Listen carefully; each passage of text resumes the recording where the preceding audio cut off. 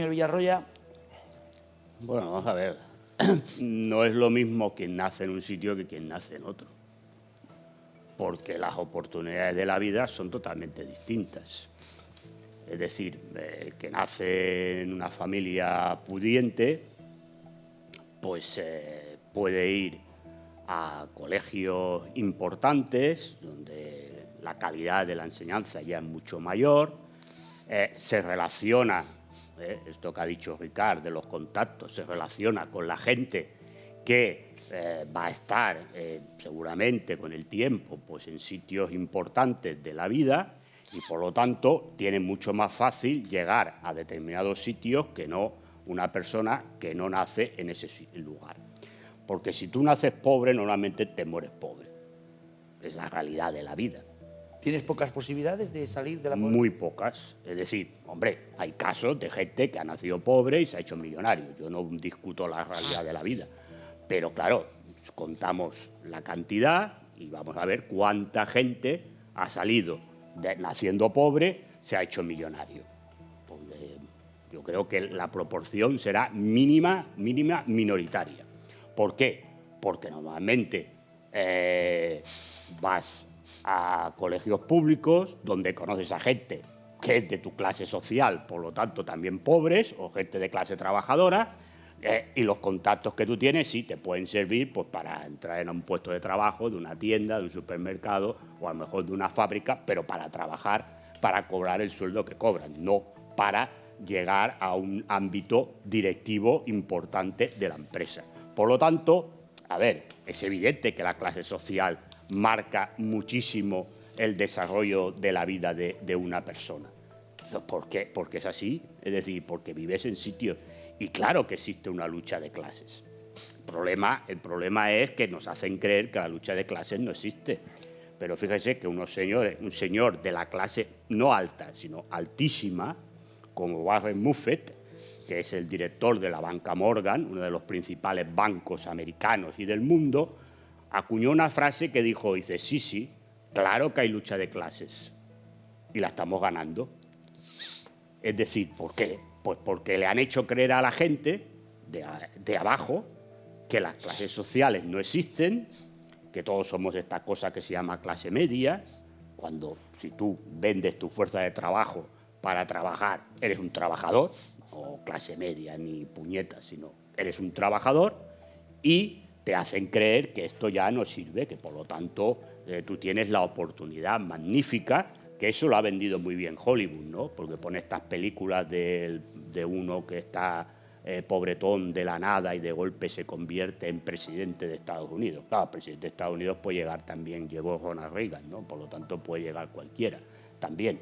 Es decir, pero, claro, te lo venden como el gran sueño americano. Bueno, vamos a mirar en Estados Unidos cuánta gente ha cumplido con el gran sueño americano, ¿no? Es decir, serán pocos.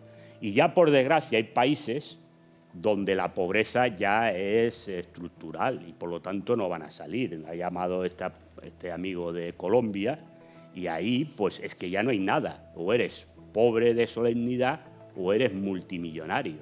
Y, por lo tanto, el que está abajo ya no va a subir.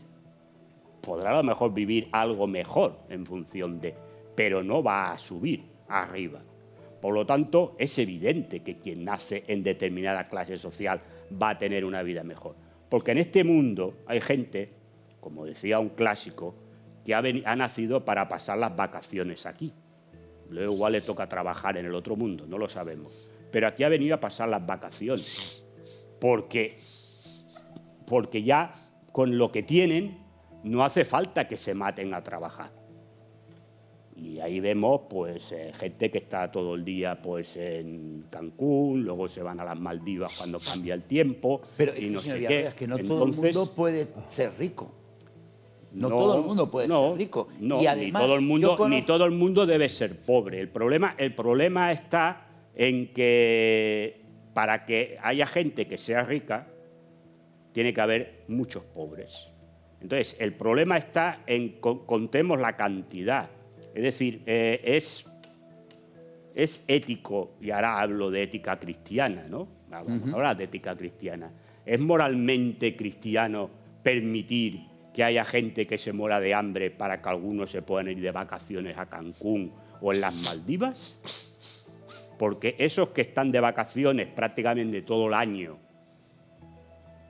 ese dinero que lo ganan, porque esos no trabajan, pero ganan dinero a través del capitalismo financiero y especulativo, lo ganan a raíz de que una gran parte de la población mundial se muera de hambre. Cuando el ascensor funciona, el ascensor social, cuando funciona de verdad, una persona está en condiciones, puede estar en condiciones de ascender, digamos, socialmente, no solo económicamente, insisto, una cosa es la economía, otra cosa es la clase social.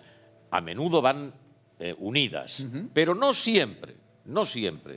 Cuando uno tiene la oportunidad de estar en un lugar en el que el ascensor social funciona, eso catapulta a una persona, siempre y cuando efectivamente disponga de habilidades constatables, a un nivel superior en la sociedad. A mí, por ejemplo, me ha gustado muchísimo tradicionalmente el sistema educativo de Francia.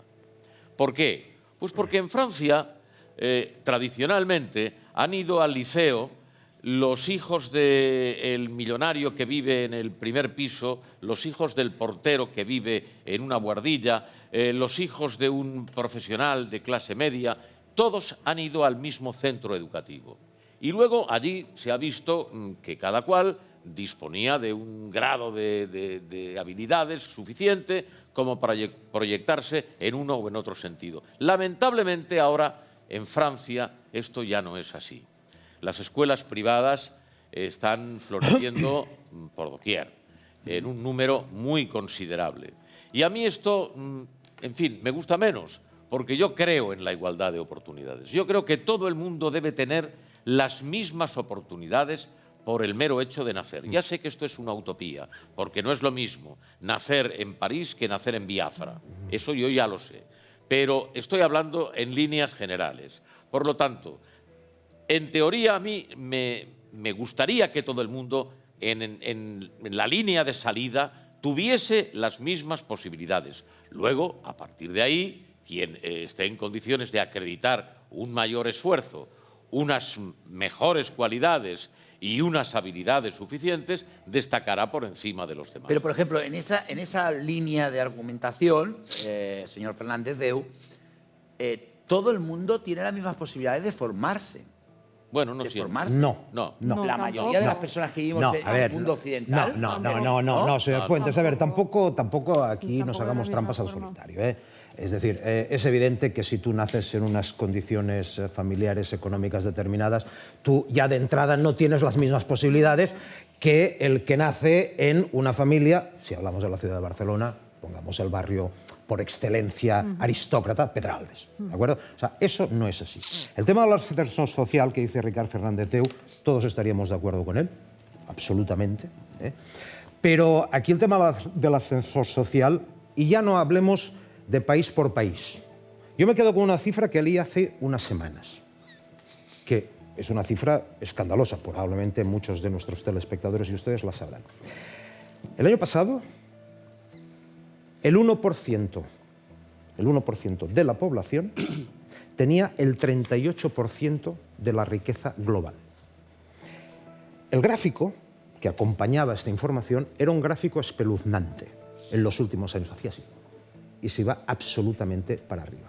Todo esto, lo que hace, nos guste o no nos guste, es que el famoso ascensor social, esto está ya, digamos, absolutamente bloqueado. Y aquí vamos a tener, y mire, permítame para acabar una anécdota personal.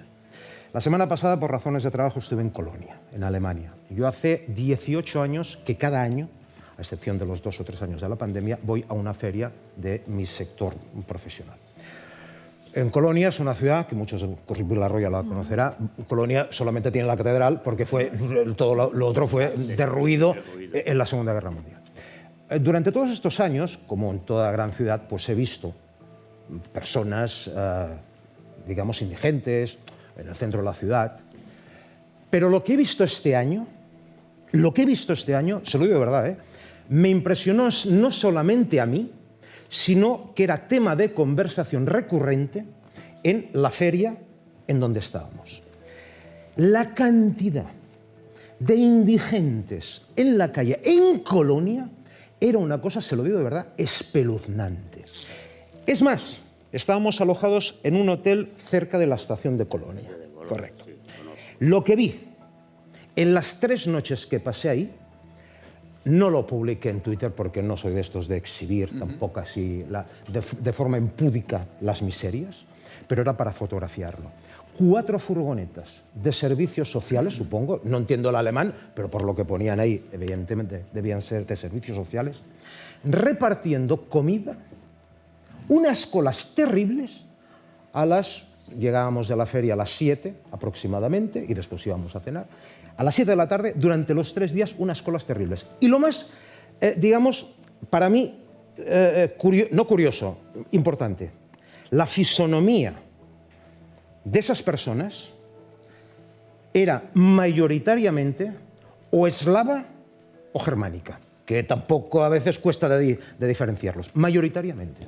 Había quizá un 15% facciones, digamos, árabes o subsaharianas, pero era una cosa terrible y eso, pues bueno, es una situación en una ciudad que nos como tiene que Colonia. hacer pensar a todos. Vamos, porque usted sabe, señor Villarroya, que la mayoría de personas les toca trabajar un trabajo de 8 horas, con una nómina. Pero es que el tema de la felicidad es que siempre vamos a parar al mismo sitio. A ver, el tema de la felicidad es un tema personal y cada uno la felicidad la vivirá como la quiera vivir. Aquí estamos hablando de si la gente tiene capacidad y posibilidad de sobrevivir en la vida, no de si son felices o dejan de ser felices. Es decir, y entonces es evidente que una persona que cobre muy poco, tiene muy pocas posibilidades de sobrevivir. Y entonces, claro que es una cuestión de dinero. Claro que es una cuestión de dinero. Porque es más fácil que el que tenga mucho viva mejor que el que tiene menos. Y el que tiene menos, si ahora ya está saliendo, hablamos de España, pero podemos hablar de muchos sitios, pero hablamos de España, de que el 40% de la gente se gasta prácticamente todo su salario en alquiler, pues entonces, ¿de qué estamos hablando? ¿De qué estamos hablando? Pues entonces es un problema, evidentemente, de que según donde estés, según las nóminas que tengas, pues tienes una vida o tienes otra. Pero cuando dice vivir mejor, ¿a qué se refiere vivir mejor? Vivir mejor es que tú las necesidades materiales las tengas cubiertas. Luego la felicidad, pues será otra cosa. Uno será feliz leyendo, el otro paseando y el otro viendo la tele. Pero las necesidades materiales las tienes que tener cubiertas. O sea, en materiales se dice, bueno, pues usted tiene una casa, sea de propiedad o sea de alquiler, es igual, tú puedas tener una casa que no te lleve a la ruina la casa, que tú no tengas que tener problemas para poder comer cada día y darle de comer a tus hijos el que tenga hijos, que puedas pagar la luz, que puedas pagar el agua, que puedas pagar el gas o la bombona de butano y que de tanto en tanto te puedas permitir pues, un ocio. Ya está. Esto es sobrevivir y vivir. Claro, si tú eso no lo puedes hacer, pues entonces, ¿de qué estamos hablando?